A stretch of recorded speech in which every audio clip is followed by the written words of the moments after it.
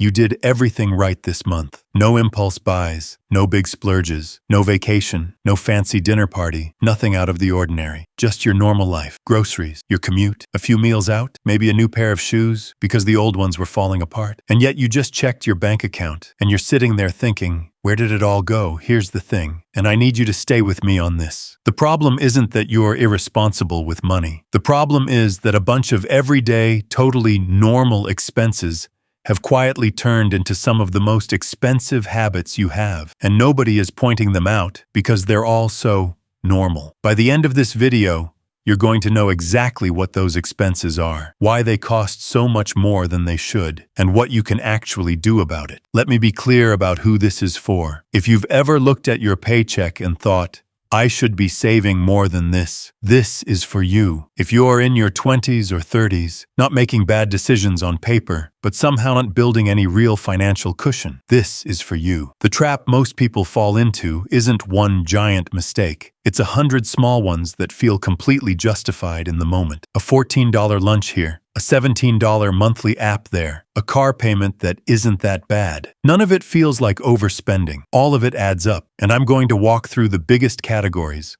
one by one, because once you see the math, and I mean actually see it, you can't unsee it. Quick note, this video is for educational purposes only, not individualized financial advice. Your situation is unique, so always factor in your own numbers. Let's start with food, because this is where most budgets quietly collapse. Think about a typical week. Monday, you grab a burrito bowl for lunch, $13. Tuesday, coffee and a sandwich at the cafe near work, $11. Wednesday, you're tired and just order delivery, $22 after fees and tip. Thursday, a friend texts about dinner, $35 for your half of the bill. Friday, take out pizza because it's the weekend, $18. That's almost $100 in 1 week. From meals that felt completely reasonable, nothing extravagant, just eating. Multiply that by 4 weeks. You're at $400 a month on food that isn't groceries for one person, and that's a conservative estimate. The average American in their 20s and 30s spends closer to $500 to $600 a month eating out, according to Bureau of Labor Statistics data. Now here's the part that stings. If you took that same $400 a month and invested it instead, say, in a simple index fund, that's a type of investment that tracks the overall stock market. Over 10 years at an average 8% annual return, you'd have roughly $73,000 from food choices. I'm not saying never eat out. That's not realistic, and honestly, that's not fun. But eating out 4 or 5 times a week when you're trying to build savings is not a small habit. It's one of the biggest financial decisions you make every single month, and most people don't treat it that way. Here's where things get uncomfortable for a lot of people. Buying a new car, financing a new car, is one of the most financially destructive things a person in their 20s or 30s can do. Not because cars are bad, you need a car, but because of how most people buy them. Here's the math. The average new car in the US right now costs around $48,000. Most people finance that, meaning they take out a loan. At a 7% interest rate, which is close to where rates have been recently, a 60-month loan on a $48,000 car means you're paying about $950 a month, and you're paying roughly $9,000 in interest alone over the life of that loan. Meanwhile, the moment you drive that car off the lot, it loses around 15 to 20% of its value. By the end of the first year, it's worth significantly less than what you paid, and you still owe close to the full amount. Now compare that to a 3- or 4-year-old used car of the same model. That same vehicle, with a little age on it, might cost $28,000 to $32,000. The depreciation hit already happened. Somebody else absorbed it. Your loan is smaller, your monthly payment is lower, and the car does the exact same thing. It gets you where you're going. The new car isn't a reward. For most people, it's a 5-year financial anchor. This one is sneaky because every single charge feels small. Let's build a list. Streaming service 1. $16 per month. Streaming service 2, $13 per month. Streaming service 3, $10 per month. Music app, $11 per month. Cloud storage, $10 per month. Fitness app you downloaded in January, $15 per month. News site, $10 per month. One of those productivity apps you use twice,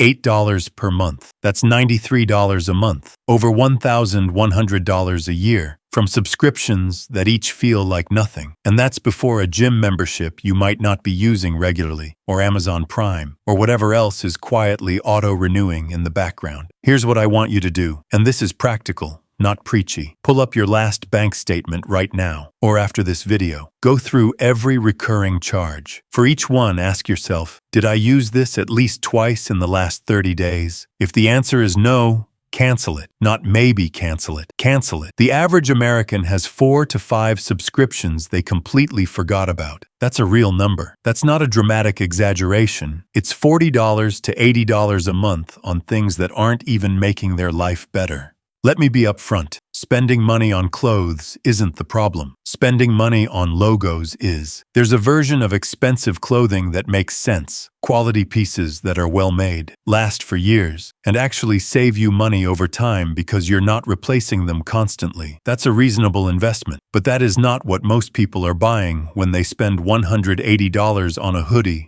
or $250 on a pair of sneakers. What they're buying is brand recognition. They're paying for other people to see the label. Here's the honest reality check. The same hoodie without the logo costs $35. The materials are nearly identical. The difference is entirely in the name on the tag and what that name signals to other people. Now, if you genuinely love fashion, and it brings you real joy and you can afford it, that's a personal choice. But if you're buying designer pieces while carrying a credit card balance, meaning you're paying 20 to 29% APR, that's the annual interest rate on your debt, just to own a logo, you're not expressing your style. You're paying a premium to look like you have money you don't have. And spoiler, the people whose opinions you're trying to shape are mostly not noticing. Every year, a new phone drops. Every year, millions of people upgrade. Every year, billions of dollars transfer from regular people's bank accounts to tech company shareholders. And the thing is, the phone you have right now probably works fine. The average new flagship smartphone costs between $900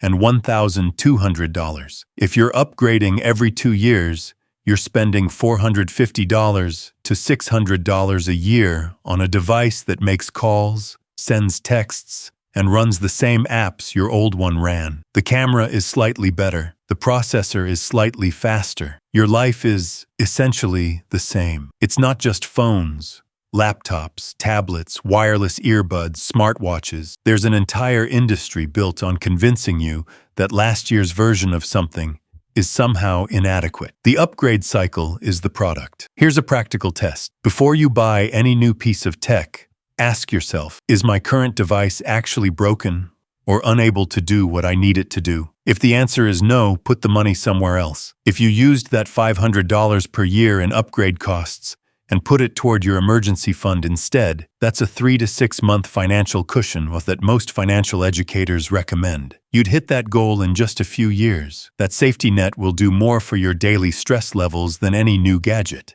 This is the category that ties everything else together, and it's the one people are least willing to talk about. Status spending is when you buy things not because they improve your actual life, but because of what they communicate to others. A car that's more expensive than you need. Furniture you financed because it had to look a certain way. Dinners at places that are beyond your budget because you didn't want to seem cheap in front of friends. Here's the hard truth. Most actual wealth building happens invisibly. The person maxing out their Roth IRA, a tax-advantaged retirement account that lets your investments grow tax-free, doesn't look different from anyone else. Their car is older. Their apartment might not be impressive, but their net worth is quietly growing every month. Meanwhile, the person who looks financially successful, the new car, the outfits, the constant going out, is often the one with no savings, a balance on every card, and a paycheck-to-paycheck anxiety they don't talk about. You can't build wealth and perform wealth at the same time, at least not at this stage of life. Every dollar that goes to looking successful is a dollar that isn't working toward actually being financially stable.